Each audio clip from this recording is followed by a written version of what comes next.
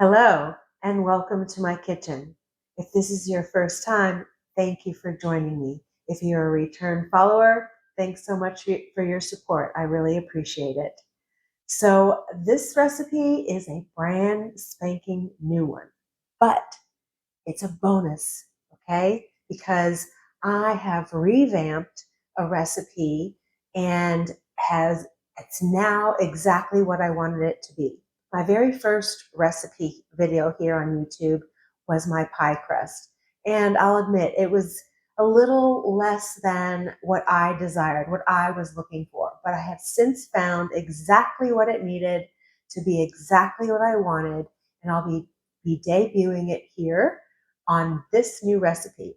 This is a cheesecake recipe, 3 different cheeses. Yummy.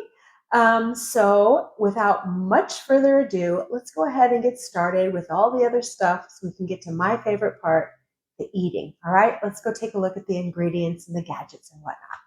The ingredients you'll need for this cheesecake are cream cheese, ricotta cheese, mascarpone cheese, lemon juice. Of course, I always use lemon juice powder for the most part since I don't want to waste lemons and I always can keep it on hand. Eggs, vanilla extract, and almond extract. Now let's go ahead and take a look at any sort of gadgets we might need. The gadgets that you'll need for this cheesecake are a mixer. And of course, I'm going to use my stand mixer. You can use your hand mixer. I don't have a springform pan, like a large springform pan, and it's not necessary to use a springform pan when you make a cheesecake.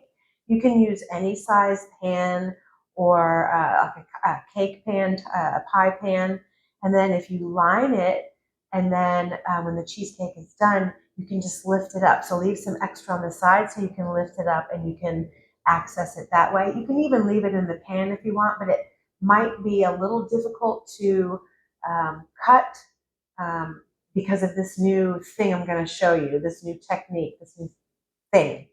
So I've got tiny little springform pans here. I've got 4 of them. They're just like large ones where you unbuckle the side and then the bottom pushes through, and then this is where the cheesecake would rest. And then this here is actually a special cheesecake, individual cheesecake pan. So there are 12 of them here. And what happens is the cheesecake, again, you lift them from the bottom, and this is where the cheesecake would rest on that. So that's what I'm going to be using today, but this is entirely not necessary, and neither is a springform pan. Like I said, just use a regular pan or dish and line it with some tin foil. I don't know, parchment paper may be a good idea too. And then that way you can lift it up when it's ready and set after it's set overnight in the fridge. So now let's get on to the best part. Yay! I preheat the oven before I assemble the ingredients.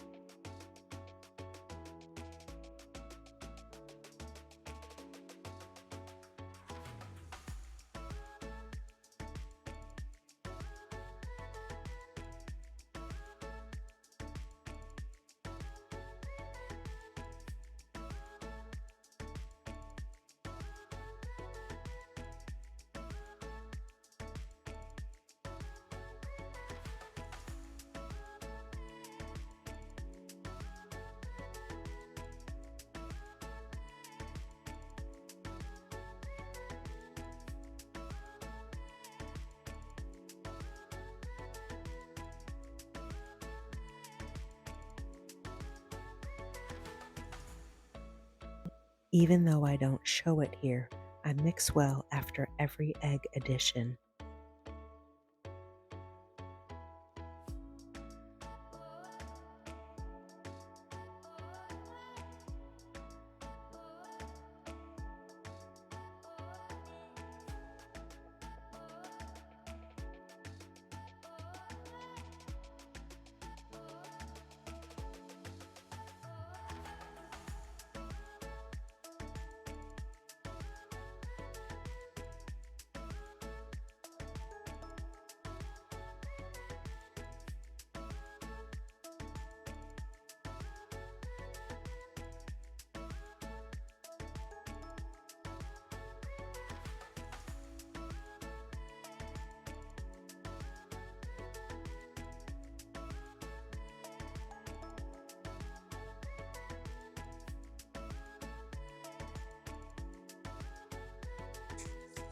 Now you could stop here and the cheesecake would be done. You would skip the next step if you'd like. They're very tasty plain like this as well. But if you'd like to pump it up a little bit, then it's time to bring out my Carnivore Crumbles. I'll leave the link in the video description. I spoon a couple of tablespoons over the top. For those of you unfamiliar, these crumbles are made with non-fat milk powder and butter. It's what's left when you make brown buttermilk solids. They really add a delicious flavor to anything that you add them to.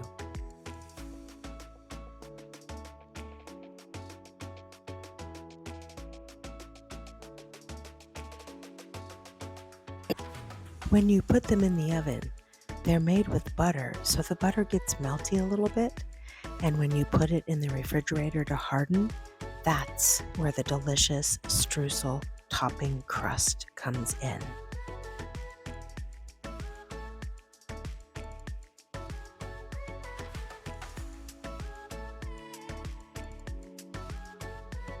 Here you can see that the crumbles have formed into a hardened shell, or topping streusel, as it were.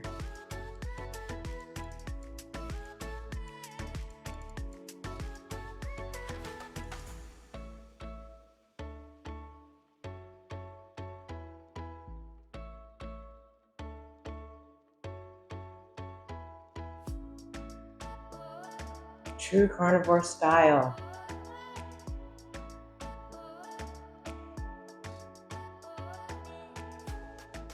I'm going to eat this whole thing.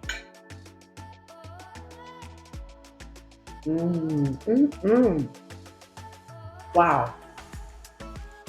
This turned out fabulous with this pie crust especially.